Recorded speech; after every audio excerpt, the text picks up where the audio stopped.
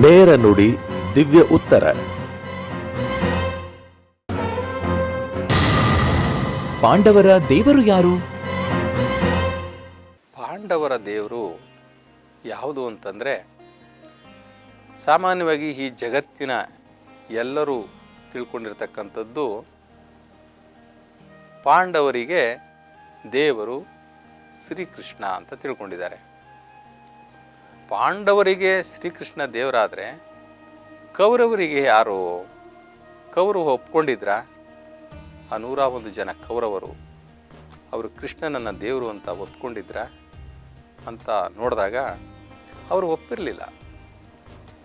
ಈ ಪಂಚಪಾಂಡವರು ಕೃಷ್ಣನನ್ನು ದೇವರು ಅಂತ ತಿಳ್ಕೊಂಡಿದ್ರ ಅಂತಕ್ಕಂಥದ್ದು ಒಂದು ದೊಡ್ಡ ವಿಚಾರ.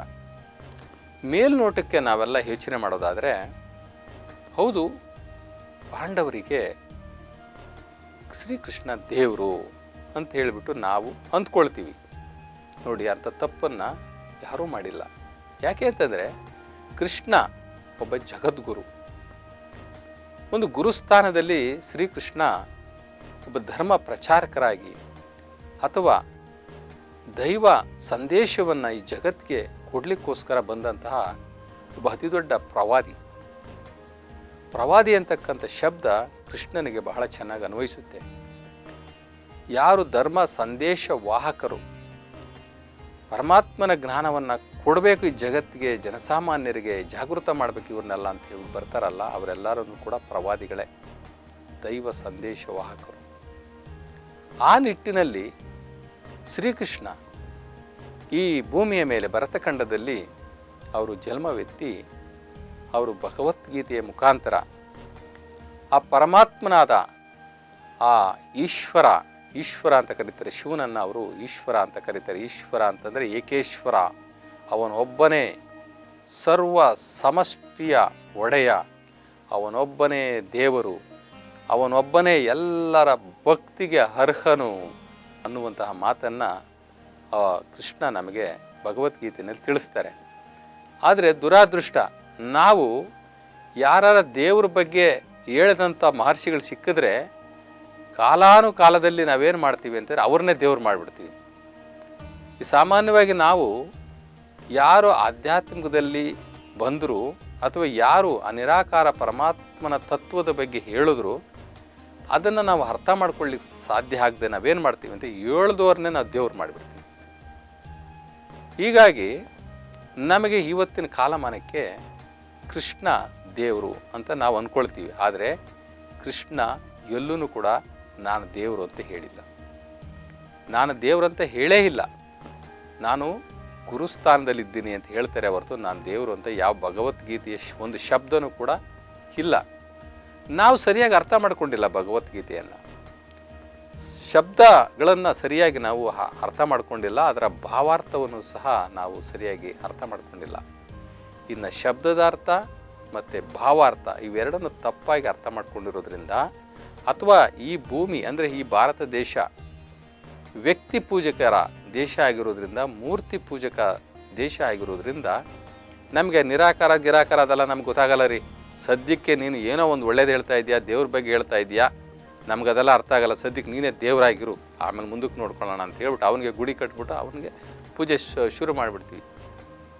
ಹೀಗಾಗಿ ನಮ್ಮ ದೇಶದಲ್ಲಿ ಸತ್ತುವವ್ರಿಗೆ, ಹುಟ್ಟಿದವ್ರಿಗೆ, ಏನೋ ಒಂದಿಷ್ಟು ಆಧ್ಯಾತ್ಮಿಕವಾಗಿ ಕೆಲಸ ಮಾಡಿದವ್ರಿಗೆ ಎಲ್ಲರಿಗೂ ಗುಡಿಗಳು ಕಟ್ಬಿಟ್ಟಿದ್ದೀವಿ. ಒಂದಷ್ಟು ಜನಕ್ಕೆ ಗದ್ಗೆಗಳು ಕಟ್ಟಿಬಿಟ್ಟಿದ್ದೀವಿ. ಈಗ ನಮ್ಮ ಮಠಗಳಿಗೆ ಹೋಗ್ರಿ ನೀವು, ದೇವ್ರು ಇದ್ದಾನೋ ಇಲ್ವೋ ಗೊತ್ತಿಲ್ಲ, ಗದ್ಗೆಗಳಿದ್ದಾವೆ. ಯಾವುದೋ ಸ್ವಾಮೀಜಿಗೆ ಮೊದಲೋಗಿ ನಮಸ್ಕಾರ ಮಾಡಿದ್ರೆ ಅವ್ರು ಹೇಳೋದು ಏನಪ್ಪ ಅಂದರೆ, ನಮ್ಮ ಕರ್ತೃ ಗದ್ದಿಗೆ ಹೋಗಿ ಬಂದ್ರ ಕರ್ತೃ ಗದ್ದಿಗೆ ಹೋಗ್ರಿ ಅಂತಾರೆ. ಇಲ್ಲಿ ದೇವರನ್ನ ತೋರಿಸೋದಿಲ್ಲ. ಯಾರು ಧರ್ಮಗುರುಗಳಾಗಿ, ಧರ್ಮಪ್ರಭುಗಳಾಗಿ, ಧರ್ಮಾಧಿಕಾರಿಗಳಾಗಿ ಸೀಟಲ್ಲಿ ಕೂತಿರ್ತಾರೋ ಅವರು ದೇವ್ರ ಬಗ್ಗೆ ಹೇಳೋದಿಲ್ಲ. ಅವರ ಹಿಂದಿನ ಸ್ವಾಮೀಜಿಗಳು ಗದ್ಗೆಗಳು ಕಟ್ಟಿಬಿಟ್ಟು ಆ ಗದ್ಗೆಗಳು ಪೂಜೆ ಮಾಡ್ಕೊಂಡು ಬನ್ನಿ, ಹೋಗಿ ಗದ್ಗೆಗಳು ದರ್ಶನ ಮಾಡ್ಕೊಂಡು ಬನ್ನಿ, ನಮಸ್ಕಾರ ಮಾಡ್ಕೊಂಡು ಬನ್ನಿ ಅಂತಾರೆ. ಇಲ್ಲಿ ಈ ಜಗತ್ತಲ್ಲಿ ಯಾರಾದ್ರೂ ಪ್ರಾರ್ಥನೆಗೆ ಅರ್ಹರಿದ್ದರೆ, ಭಕ್ತಿಗೆ ಅರ್ಹರಿದ್ದರೆ ಅವನು ಏಕೈಕ ಪರಮಾತ್ಮ ಶಿವ. ಆ ಶಿವನಿಗೆ ಅಲ್ಲದೆ ನಮ್ಮ ಭಕ್ತಿಯಲ್ಲಿ ಯಾರಿಗೂ ಪಾಲಿಲ್ಲ. ಹೀಗಿರುವಾಗ ನಮ್ಮ ನೇರವಾದಂತಹ ವಿಚಾರದಲ್ಲಿ ನಾವು ಭಗವಂತನನ್ನು ನೇರವಾಗಿ ನಾವು ಪೂಜೆ ಮಾಡಬೇಕೇ ಹೊರತು ಹುಟ್ಟಿ ಸತ್ತೋರ್ನಲ್ಲ. ಹುಟ್ಟಿ ಸತ್ತೋರ್ನ ಪೂಜೆ ಮಾಡಿದ್ರೆ ಏನಾಗುತ್ತೆ ಅಂದರೆ ಮನುಷ್ಯನನ್ನೇ ಪೂಜೆ ಮಾಡ್ದಂಗೆ ಆಗುತ್ತೆ.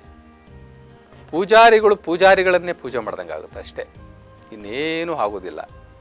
ಹೀಗಾಗಿ ಪಾಂಡವರು ಅವರ ಮಾವ ಬಾಮೈದ್ಯರ ಸಂಬಂಧ, ಈ ಪಾಂಡವರು ಕೃಷ್ಣ ಅಂತಂತಂದರೆ ಮಾವ ಬಾಮೈದ್ಯರ ಸಂಬಂಧ. ಇವ್ರ ತಂಗಿನ ಅವ್ರಿಗೆ ಕೊಟ್ಟಿದ್ರು, ಅವ್ರ ತಂಗಿನ ಇವರು ಮದುವೆ ಮಾಡ್ಕೊಂಡಿದ್ರು. ಹೀಗೆ ಅಂದರೆ ಕೃಷ್ಣ ಅಂತಂತಂದರೆ ಒಬ್ಬ ಪ್ರವಾದಿ, ಒಬ್ಬ ಧರ್ಮವನ್ನು ರಕ್ಷಣೆ ಮಾಡಕ್ಕೆ ಬಂದಂತಹ ಒಂದು ಪರಮಾತ್ಮನ ಪ್ರತಿನಿಧಿ ಅಂತ ಕೂಡ ನಾವು ಹೇಳ್ಬೋದು. ಆದರೆ ಕೃಷ್ಣ ಪರಮಾತ್ಮನ ಅಲ್ಲ.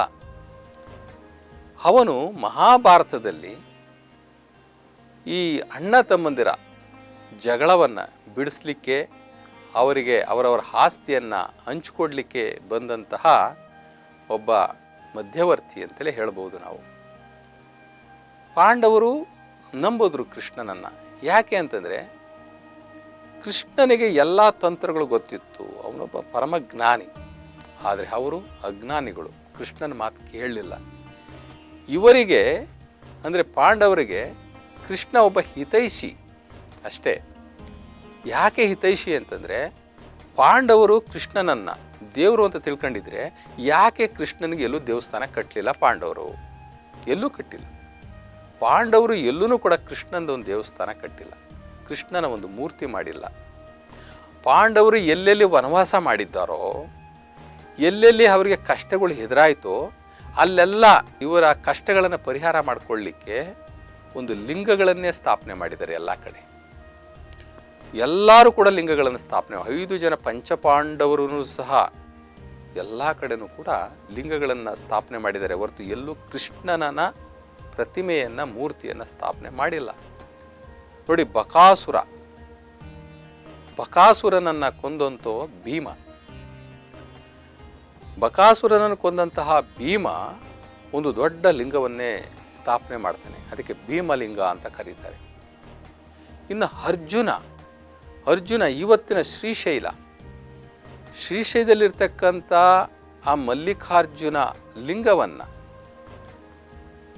ಅರ್ಜುನನೇ ಸ್ಥಾಪನೆ ಮಾಡಿದ್ದು ಅಂತ ಹೇಳ್ಬಿಟ್ಟು ಒಂದು ಕತೆ ಇದೆ, ಒಂದು ಪುರಾಣವು ಕೂಡ ಹೇಳ್ತಾ ಇದೆ.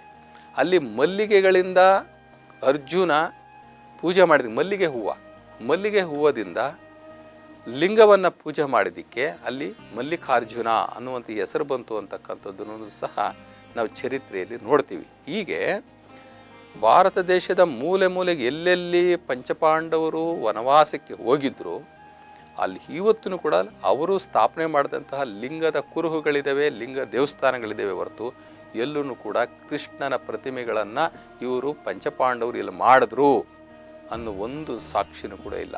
ಆದ್ದರಿಂದ ಅವರು ಏನು ತಪ್ಪು ತಿಳ್ಕೊಂಡಿರಲಿಲ್ಲ. ಕೃಷ್ಣ ಒಬ್ಬ ಪ್ರವಾದಿ, ಒಬ್ಬ ಹಿತೈಷಿ, ಒಬ್ಬ ಪರಮಜ್ಞಾನವನ್ನು ಕೊಡ್ಲಿಕ್ಕೆ ಬಂದಂತಹ ಒಬ್ಬ ಮಹರ್ಷಿ ಅಂತ ತಿಳ್ಕೊಂಡಿದ್ರೆ ಹೊರತು ಕೃಷ್ಣನನ್ನು ಪಾಂಡವರು ದೇವರು ಅಂತ ತಿಳ್ಕೊಂಡಿರಲಿಲ್ಲ ಅನ್ನೋದನ್ನು ಚರಿತ್ರೆ ನಮ್ಗೆ ಹೇಳ್ತದೆ. ನಾವು ತಪ್ಪಾಗಿ ಅರ್ಥ ಮಾಡ್ಕೊಂಡ್ರೆ ಏನು ಮಾಡೋಕ್ಕಾಗುತ್ತೆ? ತ್ರಿಮೂರ್ತಿಗಳು ದೇವರ? ತ್ರಿಮೂರ್ತಿಗಳು ದೇವರ ಅಂತಂದರೆ ನಮ್ಮ ಶರಣರ ಪ್ರಕಾರ ಅವರು ದೇವರಲ್ಲ.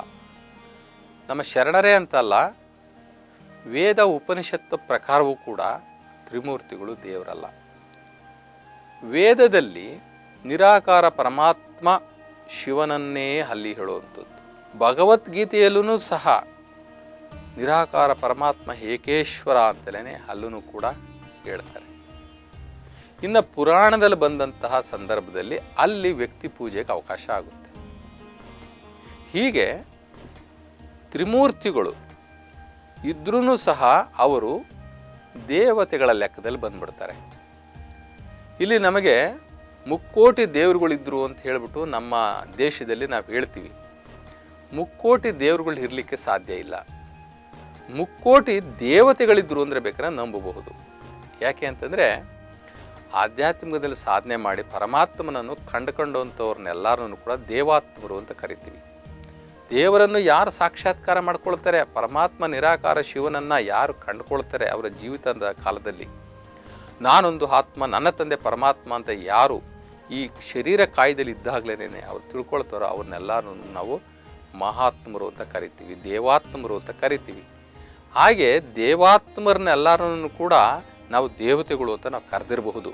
ಹೀಗಾಗಿ ಭಾರತ ದೇಶದಲ್ಲಿ ಮುಕ್ಕೋಟಿ ದೇವರುಗಳು ಅಂತ ನಾವು ಹೇಳ್ತೀವಿ. ಮುಕ್ಕೋಟಿ ದೇವರುಗಳಲ್ಲ, ಮುಕ್ಕೋಟಿ ದೇವತೆಗಳು ಇದ್ದರು ಅಂತ ಹೇಳ್ಬೋದು. ಆ ದೇವತೆಗಳಿಗೆ ಈ 3 ಜನ ಕ್ಯಾಪ್ಟನ್ಸ್, ಇವರು 3 ಜನ ಇದ್ದಿರಬಹುದು. ಬ್ರಹ್ಮ, ವಿಷ್ಣು, ಮಹೇಶ್ವರ ಅಂತ ಹೇಳ್ಬಿಟ್ಟು ದೇವತೆಗಳ ದೇವರು ಅಂದರೆ ದೇವತೆಗಳ ದೇವತೆಗಳು ಅಂತಂದರೆ ಅಧಿದೇವತೆಗಳು ಅಂತ. ಅಧಿದೇವತೆಗಳಾಗಿ ಈ ದೇವತೆಗಳನ್ನೆಲ್ಲ ನೋಡ್ಕೊಳ್ಳುವಂಥ 3 ಜನ ಲೀಡ್ರು ಇರಬಹುದು. ನಂತರ ನಾವು ಇವರನ್ನೇ ದೇವ್ರು ಮಾಡಿ ಇವರೇ 3 ಜನ ಕ್ಯಾಪ್ಟನ್ಗಳು, ಈ ಸೃಷ್ಟಿ ಮಾಡೋನೊಬ್ಬ, ಪಾಲನೆ ಮಾಡೋನೊಬ್ಬ, ನಾಶ ಮಾಡೋನೊಬ್ಬ ಅಂತ ನಾವು ತಿಳ್ಕೊಂಡಿದ್ದೀವಿ. ಆದರೆ ಈ 3 ಶಕ್ತಿಗಳಿಗೆ ಅಥವಾ ಈ ದೇವತೆಗಳಿಗೂ ಮೀರಿದಂತಹ ಒಂದು ಪರಮಶಕ್ತಿ ಇದೆಯಲ್ಲ, ಒಂದು ದೈವ ಶಕ್ತಿ ಇದೆಯಲ್ಲ, ಒಂದು ಅಬ್ಸಲ್ಯೂಟ್ ರಿಯಾಲಿಟಿ, ಒಂದು ಆಲ್ಮೈಟಿ ಗಾಡ್ ಅಂತ ನಾವೇನು ಕರಿತೀವಿ, ಅದು ಇದೆಯಲ್ಲ, ಅದು ಪರಮ ಸತ್ಯವಾದಂಥದ್ದು. ಅದು ನಿರಾಕಾರ ಪರಮಾತ್ಮ ಶಿವಶಕ್ತಿ, ಶಿವ. ಆ ಶಕ್ತಿಯ ಮುಂದೆ ಯಾವ ಶಕ್ತಿಯೂ ಇಲ್ಲ. ಆದ್ದರಿಂದ ನಮ್ಮ ಶರಣರೇ ಅಂತ ಅಲ್ಲ.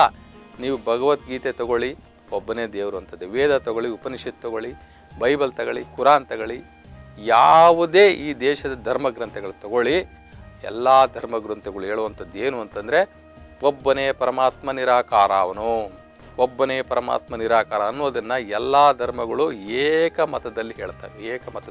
ಅದರಲ್ಲಿ ಯಾವ ಗೊಂದಲವೂ ಇಲ್ಲ.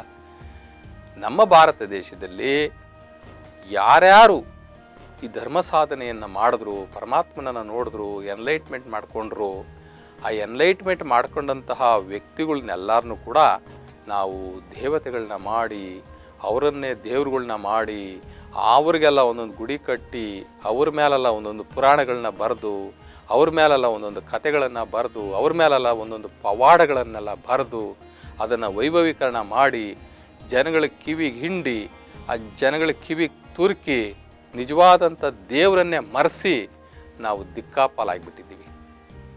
ದೇವತೆಗಳೇ ದೇವರು ಅಂತ ತಿಳ್ಕೊಂಡು, ಮಹರ್ಷಿಗಳೇ ದೇವರು ಅಂತ ತಿಳ್ಕೊಂಡು, ಸಾಧಕರೇ ದೇವರು ಅಂತ ತಿಳ್ಕೊಂಡು, ಶರಣರೇ ದೇವರು ಅಂತ ತಿಳ್ಕೊಂಡು ನಾವು ದೊಡ್ಡ ತಪ್ಪು ಮಾಡಿಬಿಟ್ಟು ದಿಕ್ಕು ತಪ್ಪಿಬಿಟ್ಟಿದ್ದೀವಿ. ನಮ್ಮ ದಾರಿ ಆ ಪರಮಾತ್ಮ ಶಿವನನ್ನು ನೇರವಾಗಿ ಎಲ್ಲರ ತಂದೆ, ಈ ಜಗತ್ತಿನ ತಂದೆ, ಅವನ ಸೃಷ್ಟಿಕರ್ತ, ಈ ಚರಾಚರಗಳ ಒಡೆಯ, ಈ ಆಕಾಶ, ಈ ಭೂಮಿ, ಈ 3 ಲೋಕಗಳನ್ನು ರಚಿಸಿದಂತಹ ಪರಮಾತ್ಮ, ಅವನು ಶಾಶ್ವತ ನಿತ್ಯ ನಿರಂತರವಾಗಿರ್ತಕ್ಕಂಥ ಪರಮಾತ್ಮನನ್ನು ನಾವು ನೋಡುವಂಥ ದಾರಿಯನ್ನು ತಪ್ಪಿಸ್ಕೊಂಡ್ಬಿಟ್ಟು ನಾವು ದಿಕ್ಕು ತಪ್ಪಿಬಿಟ್ಟಿದ್ದೀವಿ. ನಮಗೇನಾಗಿದೆ ಅಂತಂತಂದರೆ, ನಮಗೆ ನೋಡಿದ್ದಲ್ಲ ದೇವರೇ, ನೋಡಿದವರಲ್ಲ ದೇವರೇ ಅಂತ ಹೇಳ್ಬಿಟ್ಟು ನಾವು ಅಂದ್ಕೊಳ್ತೀವಿ. ಇಲ್ಲಿ ನಾವು ಕೃಷ್ಣ ಲಿಂಗಪೂಜಕ, ರಾಮ ಲಿಂಗಪೂಜಕ, ಈಶ್ವರ ಲಿಂಗಪೂಜಕ, ಈ 3 ಜನ ಲಿಂಗವನ್ನು ಪೂಜೆ ಮಾಡಿದ್ದಾರೆ. ನೋಡಿ, ಹಿಮಾಲಯ ತಪ್ಪಲಿನಲ್ಲಿ ಕೈಲಾಸ ಪರ್ವತದಲ್ಲಿ ಈಶ್ವರ ಅಂದರೆ ಪಾರ್ವತಿಪತಿ ಮಹಾಸಾಧಕನಾಗಿ, ಲಿಂಗಭಕ್ತನಾಗಿ ತ್ರಾಟಕ ಯೋಗ ಮಾಡುತ್ತಾ ಆ ಲಿಂಗವನ್ನು ನೋಡ್ತಾ ಕೂತ್ಕೊಂಡ ಅಂತಂದರೆ, ಆ ಶಿವಯೋಗದಲ್ಲಿ ಅವನು ತಿಂಗಳಗಟ್ಟಲೆ ಕೂತ್ಕೊಂಡು ಬಿಡ್ತಿದ್ದಂತೆ ಈಶ್ವರ. ಇನ್ನು ರಾಮೇಶ್ವರದಲ್ಲಿ ರಾವಣನ ಹತ್ರ ಹೋಗೋದಕ್ಕೆ ಮುಂಚೆ ಆ ಧನುಷ್ಕೋಡಿಯಲ್ಲಿ ಕೂತ್ಕೊಂಡು ಮರಳಲ್ಲೇ ಲಿಂಗ ಮಾಡಿ, ಅಲ್ಲಿ ಧ್ಯಾನ ಮಾಡಿ, ಅಲ್ಲಿ ಶಕ್ತಿಯನ್ನು ಪಡ್ಕೊಂಡು, ಇವತ್ತೂ ಕೂಡ ಅದು ಧನುಷ್ಕೋಡಿಯಲ್ಲಿರ್ತಕ್ಕಂಥ ರಾಮ ಪೂಜೆ ಮಾಡಿದಂಥ ಲಿಂಗ ರಾಮಲಿಂಗೇಶ್ವರ. ಆ ರಾಮಲಿಂಗೇಶ್ವರ ಲಿಂಗವನ್ನು ನಾವು ನೋಡ್ತೀವಿ. ಅದನ್ನು ರಾಮೇಶ್ವರ ಅಂತ ಕರೀತಾರೆ. ರಾಮೇಶ್ವರ ಅಲ್ಲ, ಅದು ರಾಮಲಿಂಗ ಸ್ಥಳ ಆಗಬೇಕಾಯಿತು. ಆ ಮಹಿಮೆ ಏನೇನೋ ಕಾಲದ ರಾಮಲಿಂಗೇಶ್ವರ ಅಂತ ಹೇಳ್ಬಿಟ್ಟು ಆಗಬೇಕಾದ್ದು ಏನೇನೋ ಮಾಡ್ಕೊಂಡು ಬಿಟ್ಟಿದ್ದಾರೆ. ಅಲ್ಲಿ ರಾಮ ಸ್ವತಃ ತಾನು ಲಿಂಗವನ್ನು ಪ್ರತಿಷ್ಠಾಪನೆ ಮಾಡಿ ಪೂಜೆ ಮಾಡಿದಂಥದ್ದು. ಮತ್ತು ಈ ಕೃಷ್ಣ ಎಲ್ಲ ಕಡೆ ಉತ್ತರ ಪ್ರದೇಶದಲ್ಲಿ ಜ್ಯೋತಿರ್ಲಿಂಗಗಳನ್ನು, ಗೋಪಿಕಾಲಿಂಗಗಳನ್ನು ಸ್ಥಾಪನೆ ಮಾಡಿದಂಥದ್ದು ಕೀರ್ತಿ ಕೃಷ್ಣನಿಗಿದೆ. ಹೀಗೆ ಎಲ್ಲರೂ ಸಹ ಒಂದಲ್ಲ ಒಂದು ರೀತಿಯಲ್ಲಿ ಬ್ರಹ್ಮಾಂಡ ಸ್ವರೂಪನಾಗಿರ್ತಕ್ಕಂಥ, ಬ್ರಹ್ಮಾಂಡ ವ್ಯಾಪಿಯಾಗಿರ್ತಕ್ಕಂಥ, ಬ್ರಹ್ಮಾಂಡದಲ್ಲಿ ತುಂಬಿ ತುಳುಕ್ತಾ ಇರ್ತಕ್ಕಂಥ ಪರಮ ಚೈತನ್ಯ ಆಗಿರ್ತಕ್ಕಂಥ, ಪರಮಾತ್ಮನಾಗಿರ್ತಕ್ಕಂಥ ಶಿವನನ್ನು ಎಲ್ಲರೂ ಕೂಡ ಲಿಂಗದ ರೂಪದಲ್ಲೇ ಪೂಜೆ ಮಾಡಿರೋದು ನೋಡಿದ್ರೆ ತ್ರಿಮೂರ್ತಿಗಳನ್ನು ಸಹ ಲಿಂಗ ಪೂಜಕರೇ. ತ್ರಿಮೂರ್ತಿಗಳಿಗೂ ಮೀರಿದಂತಹ ಒಂದು ಶಕ್ತಿ, ಪರಮಶಕ್ತಿ, ಅದು ಶಿವಶಕ್ತಿ. ಆ ಶಿವ ಅಂತಕ್ಕಂಥದ್ದನ್ನು ನಾವು ನೋಡ್ತಾ ಇದ್ದೀವಿ. ಹೀಗಾಗಿ ತ್ರಿಮೂರ್ತಿಗಳು ಕೂಡ ಅವರು ದೇವತೆಗಳ ಲೆಕ್ಕದಲ್ಲಿ ಬರ್ತಾರೆ ಹೊರತು ದೇವರು ಆಗೋದಿಲ್ಲ. ದೇವರನ್ನು ನಂಬಿ ಭಕ್ತಿ ಮಾಡುವವರಿಗೂ ಸಹ ಕಾಯಿಲೆಗಳು ಬರ್ತಾವಲ್ಲ, ಯಾಕೆ? ದೇವರನ್ನು ನಂಬಿ ನಾವು ಭಕ್ತಿ ಮಾಡ್ತೀವಿ. ಮೊನ್ನೆ ಒಂದು ಗುಡಿ ಕಟ್ಟಿಸಿದ್ವಿ. ಆ ಗುಡಿನಲ್ಲಿರ್ತಕ್ಕಂಥ ಶಿಲಾಮೂರ್ತಿಗೆ ಬಂಗಾರದ ಮುಖ ಮಾಡಿಸ್ಕೊಟ್ವಿ, ಕಿರೀಟ ಮಾಡಿಸ್ಕೊಟ್ವಿ, ಬೆಳ್ಳಿದು ಮಾಡಿಸ್ಕೊಟ್ವಿ, ಹಸ್ತ ಮಾಡಿಸ್ಕೊಟ್ವಿ ಅಂತ ಹೇಳ್ತಾರೆ. ಮೊನ್ನೆ 100 ಜನಕ್ಕೆ ಊಟ ಹಾಕ್ಸಿದ್ವಿ, ಬ್ರಾಹ್ಮಣರನ್ನು ಕರೆಸಿ ಶಾಂತಿ ಮಾಡಿಸಿದ್ವಿ, ಅವರಿಗೆಲ್ಲ ದಾನ ಮಾಡಿದ್ವಿ. ನಾವು ಭಾಳ ಭಕ್ತಿ ಬಂದ್ಬಿಟ್ಟಿದೆ ನಮಗೆ ದೇವ್ರ ಮೇಲೆ. ಆದರೂ ನಮಗೆ ಕಾಯಿಲೆಗಳು ಅವು ಇವು ಬರ್ತಾ ಇರ್ತಾವಲ್ಲ ಅಂತ ಯೋಚನೆ ಮಾಡ್ತಾರೆ. ಏನೋ ಮಹಾ ದೊಡ್ಡ ದಾನ ಮಾಡಿ ಧರ್ಮಾರ್ಥನಾಗಿ ಹುತಾರ್ಥನಾಗಿಬಿಟ್ಟಿದ್ದಾನೆ ಅನ್ನೋ ರೀತಿಯಲ್ಲಿ ಅವನಿಗವನೇ ಪ್ರಶ್ನೆ ಹಾಕ್ಕೊಳ್ತಾನೆ. ಆದರೆ ನೀನು ಭಕ್ತಿಯನ್ನು ಯಾರಿಗೆ ಮಾಡಿದೆ? ಯಾರಿಗೆ ಭಕ್ತಿ ಮಾಡ್ದಪ್ಪ? ನೀನು ಕಂಡ್ಕಂಡಿದ್ದೆಲ್ಲ ಭಕ್ತಿ ಮಾಡಿದೆ, ಕಂಡ್ಕಂಡ ದೇವ್ರುಗಳನ್ನೆಲ್ಲ ಭಕ್ತಿ ಮಾಡಿದೆ. ಕಂಡ್ಕಂಡಿದ್ದಕ್ಕೆಲ್ಲ ನೀನು ಹರಕೆ ಹೊತ್ತೆ, ಕಂಡ್ಕಂಡಿದ್ದಕ್ಕೆಲ್ಲ ಪೂಜೆ ಮಾಡಿಸಿ ಅಭಿಷೇಕ ಮಾಡಿಸಿ ನಿನ್ನ ಹೆಸರು ಜಾಸ್ತಿ ಮಾಡಿಸ್ಕೊಳಕ್ಕೆ ನೋಡಿದೆ ಅಷ್ಟೇ. ನಿನಗೆ ನಿಜವಾದ ದೇವರ ದರ್ಶನನೇ ಆಗಲಿಲ್ಲ, ನಿನಗೆ ನಿಜವಾದ ದೇವರ ಪರಿಚಯನೇ ಆಗಲಿಲ್ಲ. ನೀನೇನು ಭಕ್ತಿ ಮಾಡಿದೆ? ಎಲ್ಲಿ ಬಂತು ನಿನಗೆ ಭಕ್ತಿ? ನಿನಗೆ ನಿಜವಾದ ಭಕ್ತಿ ಇದ್ದರೆ ಆ ನಿರಾಕಾರ ಪರಮಾತ್ಮನನ್ನು ನೆನಿ, ಅವನನ್ನು ತಿಳ್ಕೊ, ಅವನ ಜ್ಞಾನವನ್ನು ತಿಳ್ಕೊ, ಅವನ ಶಕ್ತಿಯನ್ನು ತಿಳ್ಕೊ, ಅವನ ಅರಿವನ್ನು ತಿಳ್ಕೊ, ಅವನ ಇರುವನ್ನು ತಿಳ್ಕೊ. ಎಲ್ಲಿದ್ದಾನೆ, ಹೆಂಗಿದ್ದಾನೆ, ಅವನ ಕೆಲಸ ಏನು, ನನಗೆ ಈ ಜನ್ಮ ಕೊಟ್ಟವ್ರು ಯಾರು, ಈ ಶರೀರ ಕೊಟ್ಟವ್ರು ಯಾರು, ಈ ಜಗತ್ತು ಹೆಂಗೆ ರಚನೆ ಆಯಿತು, ಜಗತ್ತಲ್ಲಿ ನಡೀತಾ ಇದ್ದ ವಿಸ್ಮಯಗಳೇನು, ಪ್ರತಿದಿನ ನಡೀತಕ್ಕಂಥ ಪವಾಡಗಳೇನು, ಈ ಹೂವು ಹೆಂಗೆ ಹರಳ್ತದೆ, ಈ ಹೂವಕ್ಕೆ ಹೆಂಗೆ ಬಣ್ಣ ಬರ್ತದೆ, ಸೂರ್ಯ ಎಲ್ಲಿಂದ ಬರ್ತಾನೆ, ಎಲ್ಲಿ ಮುಳುಗ್ತಾನೆ, ಇಲ್ಲಿ ಭೂಮಿ ತಿರುಗುತ್ತಾ ಇಲ್ಲ ಸೂರ್ಯ ತಿರುಗ್ತಾನ, ಇಷ್ಟು ಸುಂದರವಾದ ಜಗತ್ತನ್ನು ಯಾರು ಸೃಷ್ಟಿ ಮಾಡಿದ್ರು? ಸ್ವಲ್ಪ ಯೋಚನೆ ಮಾಡು. ಮಾಡಲ್ಲ. ಕಂಡ್ಕಂಡಿದ್ದೆಲ್ಲ ದೇವ್ರಿಗೆ ನಾನು ಭಕ್ತಿ ಮಾಡಿ ಕಂಡ್ಕಂಡಂಥವ್ರಿಗೆಲ್ಲರಿಗೂ ನಾನು ದಾಸೋಹ ಮಾಡಿದೆ, ದಾನ ಮಾಡಿದೆ, ಅದು ಮಾಡಿದೆ, ಇದು ಮಾಡಿದೆ. ನೀನು ಭಕ್ತಿನೇ ಮಾಡಿಲ್ಲ. ಆದ್ರೂ ಸಹ ನಿನಗೆ ಆ ಪರಮಾತ್ಮ ಪರಮ ದಯಾಳು, ಅವನು ಪರಮ ದಯಾಮಯ. ನೀ ಅವನ್ನ ತಿಳ್ಕೊಳ್ದೇ ಇದ್ರೂ ಕೂಡ ನಿನಗೆ ನಿತ್ಯ ನಿನಗೆ ಅನ್ನ ಕೊಡ್ತಾನೆ, ನೀರು ಕೊಡ್ತಾನೆ, ಆಶ್ರಯ ಕೊಟ್ಟಿದ್ದಾನೆ, ಉಸಿರು ಕೊಟ್ಟಿದ್ದಾನೆ, ನಿನ್ನನ್ನು ಕಾಪಾಡ್ತಾ ಇದ್ದಾನೆ. ಯಾಕೆ ಅಂತಂದರೆ ಯಾವತ್ತಾದರೂ ಒಂದು ದಿನ ನಾನು ತಿಳ್ಕೊಳ್ಬೋದು, ಇವನು ತಿಳ್ಕೊಳ್ಬೋದು ಅಂಥೇಳಿ ಕೊಟ್ಟು ಚಾನ್ಸ್ ಕೊಟ್ಟು ನೋಡ್ತಾನೆ. ಆದರೆ ಈ ಮನುಷ್ಯ ಏನು ಮಾಡ್ತಾನೆ? ಮೊನ್ನೆ ಆ ದೇವರಿಗೆ ನಾನು ಪರಿಸೆ ಮಾಡಿದೆ, ಜಾತ್ರೆ ಮಾಡಿದೆ, ಇದು ಅಷ್ಟು ಕೊಟ್ಟೆ, ಅದು ಅಷ್ಟು ಕೊಟ್ಟೆ, ಆದರೂ ನೋಡ್ರಿ ನನಗೆ ಎಷ್ಟು ಕಷ್ಟಗಳು, ನನಗೆ BP ಬಂದುಬಿಟ್ಟಿದೆ, ನನಗೆ ಶುಗರ್ ಬಂದುಬಿಟ್ಟಿದೆ, ನನಗೆ ಕ್ಯಾನ್ಸರ್ ಬಂದುಬಿಟ್ಟಿದೆ, ನನಗೆ ಹೋಗಬಾರ್ದು ಬಂದುಬಿಟ್ಟಿದೆ, ನನಗೆ ಮಾಡಬಾರ್ದು ಬಂದುಬಿಟ್ಟಿದೆ, ಈ ದೇವ್ರಿಗೆ ಕಣ್ಣೇ ಇಲ್ಲ, ಇಷ್ಟು ಒಳ್ಳೆ ಕೆಲಸ ಮಾಡಿದ್ರು ನನಗೆ ಕಷ್ಟಗಳು ಬಂದುಬಿಟ್ಟಿದೆ ಅಂತಾರೆ. ಆದರೆ ಹಿಂದೆ ಮಾಡಿದಂತಹ ಪಾಪಗಳು ಯಾರ ಅಪ್ಪನ ಗಂಟು, ಅವು ನಿಮ್ಮನ್ನು ನಂಟು ರೂಪದಲ್ಲಿ ಬರ್ತವೆ.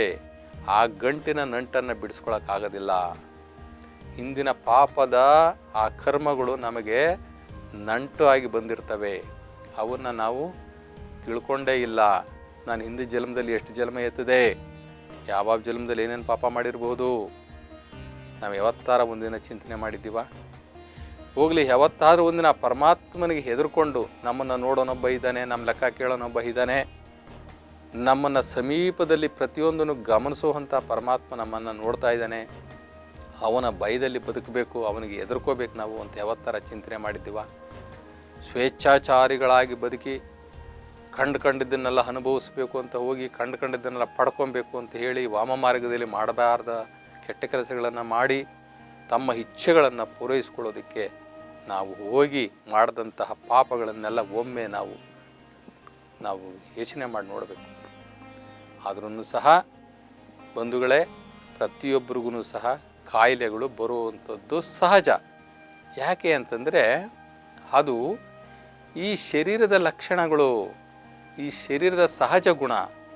ಪ್ರತಿಯೊಬ್ಬ, ಅವನು ಸಾಹುಕಾರ ಇರ್ಬೋದು, ಅವನು ಬಡವ ಇರ್ಬೋದು, ಅವನು PhDನಲ್ಲಿ ಡಾಕ್ಟ್ರೇಟ್ ಮಾಡಿರ್ತಕ್ಕಂಥ ಡಾಕ್ಟ್ರೇ ಇರ್ಬೋದು, ಇನ್ನು ಯಾವುದೇ ದೊಡ್ಡ ಜ್ಞಾನಿ ಇರ್ಬೋದು, ಅಥವಾ ಪರಮಾತ್ಮನನ್ನೇ ನಾನು ಹೊಲಿಸ್ಕೊಂಡ್ಬಿಟ್ಟಿದ್ದೀನಿ ಅಂತಕ್ಕಂಥ ಜ್ಞಾನಿ ಇರ್ಬೋದು. ಎಲ್ಲರಿಗೂ ಸಹ ಈ ಶರೀರದ ಬಾಧೆಗಳು ಬಾಧಿಸ್ತವೆ. ಹಸಿವು, ತೃಷೆ, ಬಾಯಾರಿಕೆ, ನಿದ್ರೆ, ರೋಗಗಳು, ರುಜಿನಗಳು ಎಲ್ಲವೂ ಕೂಡ ಬಾಧಿಸಿ. ಯಾಕೆ ಅಂದರೆ ಅದು ಶರೀರ ಧರ್ಮ. ಆ ಶರೀರ ಧರ್ಮವನ್ನು ನಾವು ಮೀರಬೇಕು ಅಂತಂದರೆ ಪರಮಾತ್ಮನ ಕೃಪೆ ಆಗಬೇಕು. ಅದರಿಂದ ನಾವು ಕಾಯಿಲೆಗಳು ಬರ್ತದೆ. ಯಾಕೆ ಅಂತಂದರೆ ಪಂಚಹಂಶಗಳಿಂದ ಮಾಡಿರ್ತಕ್ಕಂಥ ಈ ಪಂಚಭೂತ ತತ್ವದ ಈ ಶರೀರಕ್ಕೆ ಕಾಯಿಲೆಗಳು ಕಟ್ಟಿಟ್ಟ ಬುತ್ತಿ. ಆದರೆ ನಮಗೆ ಕಾಯಿಲೆ ಬಂದಾಗ ನಾವೇನು ಅನ್ಕೋಬೇಕು? ನಮ್ಮ ಶರಣರು ಹೇಳ್ತಾರೆ, ಕಾಯಿಲೆ ಬಂದಾಗ ಏನು ಅನ್ಕೋಬೇಕು ಅಂತಂದರೆ, ಓ ಪರಮಾತ್ಮ ನನಗೆ ಕಾಯಿಲೆಗಳನ್ನು ಕೊಟ್ಟು ಶಿಕ್ಷೆ ಕೊಡ್ತಾ ಇದೆಯಾ. ಇದರಿಂದ ನಾನು ಏನ್ಗೆ ಅರ್ಥ ಆಗುತ್ತೆ ಅಂತಂದರೆ, ನನ್ನ ಲೆಕ್ಕಗಳು, ಪಾಪದ ಲೆಕ್ಕಗಳು ಚುಪ್ತ ಆಗ್ತಾ ಇದೆ ಅಂತ ಹೇಳಿ ಖುಷಿ ಪಡಬೇಕು. ದೇವ್ರನ್ನ ಬೈಕೊಳ್ಳೋದಲ್ಲ, ಖುಷಿ ಪಡಬೇಕು. ನಿಮಗೊಂದು ಸಲ ಕಾಯಿಲೆ ಬಂದಾಗ ಆ ನೋವನ್ನು ತಡ್ಕೊಳ್ಳೋದೇ ನೀವು ಭಗವಂತನ ಕೇಳಬೇಕು. ಏನಂತಂದರೆ, ಪರಮಾತ್ಮ ನನಗೆ ಒಳ್ಳೆ ಶಿಕ್ಷೆ ಕೊಟ್ಟಿದೆಯಾ, ನನಗೆ ಕಾಯಿಲೆಗಳು ಬಾಧಿಸ್ತಾ ಇದ್ದಾವೆ, ಈ ಕಾಯಿಲೆಯ ನೋವನ್ನು ನಾನು ತಡ್ಕೊಳಕ್ಕಾಗಲ್ಲ, ಅದು ತಡ್ಕೋತೀನಿ. ಯಾಕೆ ಅಂತಂದರೆ ನನ್ನ ಹಿಂದಿನ ಪಾಪದ ಕರ್ಮಗಳು ಚುಪ್ತ ಆಗ್ತಾಯಿದೆ, ಲೆಕ್ಕಾಚಾರ ಚುಪ್ತ ಆಗ್ತಾಯಿದೆ ಅಂತ ಹೇಳ್ಬಿಟ್ಟು ಒಂದು ಕ್ಷಣ ನಾವು ಪರಮಾತ್ಮನ ನೆನೆಸ್ಕೊಂಡು ಆ ಥರ ಅಂದ್ಕೊಂಡ್ರೆ ಆ ನೋವಿನ ಬಾಧೆ ಕಡಿಮೆ ಆಗಿಬಿಡ್ತದೆ. ಅಥವಾ ಇನ್ನು ಆತ್ಮಜ್ಞಾನಿಗಳು ಏನು ಮಾಡ್ತಾರೆ ಅಂತಂದರೆ, ಈ ಶರೀರದಿಂದ ಭಿನ್ನವಾಗ್ತಾರೆ. ನಾನು ಆತ್ಮ ಅಂತ ತಿಳ್ಕೊಂಡು ಅವ್ರೇನು ಮಾಡ್ತಾರೆ, ಈ ಶರೀರದಿಂದ ಭಿನ್ನ ಆಗ್ತಾರೆ. ಭಿನ್ನ ಆದಾಗ್ಲೂ ಸಹ ಈ ಶರೀರ ಬಾಧೆಗಳು ಅವರಿಗೆ ಬಾಧಿಸೋದಿಲ್ಲ. ನಾವು ಆ ಲೆಕ್ಕಕ್ಕೆ ಹೋಗಲಿಲ್ಲ ಅಂತಂದ್ರೂ ಕೂಡ ಸಂತೋಷದಿಂದ, ಖುಷಿಯಿಂದ, ಪರಮಾತ್ಮ ನನ್ನ ಲೆಕ್ಕ ಚುಪ್ತ ಮಾಡ್ತಾ ಇದೆಯಾ, ನನಗೆ ನೋವನ್ನು ಕೊಟ್ಟು, ನನ್ನ ಬಾಧೆಗಳನ್ನು ಕೊಟ್ಟು, ನನ್ನ ರೋಗಗಳನ್ನು ಕೊಟ್ಟು, ನನ್ನ ಹಿಂದಿನ ಜನ್ಮದ ಪಾಪಗಳ ಲೆಕ್ಕಾಚಾರವನ್ನು ನೀನು ಚೆನ್ನಾಗಿ ಆಗ್ತಾ ಇದೆಯಪ್ಪ, ನಿನಗೆ ಧನ್ಯವಾದಗಳು. ಆದರೆ ನೀನು ಕೊಡೋ ಕಷ್ಟ ಅಲ್ಲ ಕೊಡು, ಕೊಡೋ ರೋಗ ಅಲ್ಲ ಕೊಡು, ಆದರೆ ತಡ್ಕೊಳ್ಳೋ ಶಕ್ತಿಯನ್ನು ನೀನು ಕೊಡಪ್ಪ ಅಂತ ಹೇಳ್ಬಿಟ್ಟು ಕೇಳ್ಕೊಬೇಕೇ ಹೊರತು ಪರಮಾತ್ಮನ ಬೈಕೊಳ್ಳುವಂಥದ್ದಲ್ಲ. ನಾನೇನೋ ಭಕ್ತಿ ಮಾಡಿಬಿಟ್ಟಿದ್ದೀನಿ, ನಾನು ಪ್ರತಿನಿತ್ಯ ಊದಿನ ಕಡ್ಡಿ ಹಚ್ತೀನಿ, ಕರ್ಪೂರ ಹಚ್ತೀನಿ, ಗಿಡದಲ್ಲಿರೋ ಹೂವಾಲ ತಂದು ನಿನಗೆ ಈಕೆ ಪೂಜೆ ಮಾಡ್ತೀನಿ. ಇಲ್ಲ, ಹಿಂದೆ ಮಾಡ್ತಕ್ಕಂಥ ಪಾಪದ ಗಂಟು ಕರಗಬೇಕು ಅಂತಂದರೆ ಆ ಕರಗಿಸುವಂಥ ಶಕ್ತಿ ಆ ಪರಮಾತ್ಮನ ಮಾತ್ರನೇ ಇದೆ. ಅವನೇ ಆ ಗಂಟು ಬಿಚ್ಚಬೇಕು, ಅವನೇ ಅದನ್ನು ಪರಿಹಾರ ಮಾಡಬೇಕು. ಇನ್ನೂ ಹಲವಾರು ಕುತೂಹಲಕಾರಿ ಪ್ರಶ್ನೆಗಳಿಗೆ ಉತ್ತರವನ್ನು ಮುಂದಿನ ಸಂಚಿಕೆಯಲ್ಲಿ ನಿರೀಕ್ಷಿಸಿ.